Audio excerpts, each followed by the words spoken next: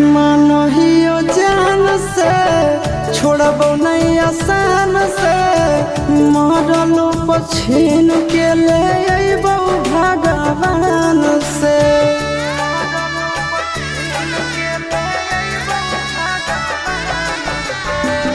मानहियो जान से छोड़बो नहीं आसान से मरलो पछीन के ले अइबो भगवान से।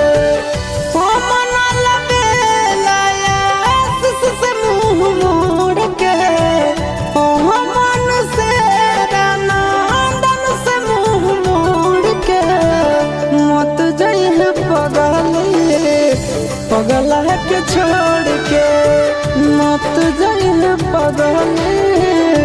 पगला के छोड़ के।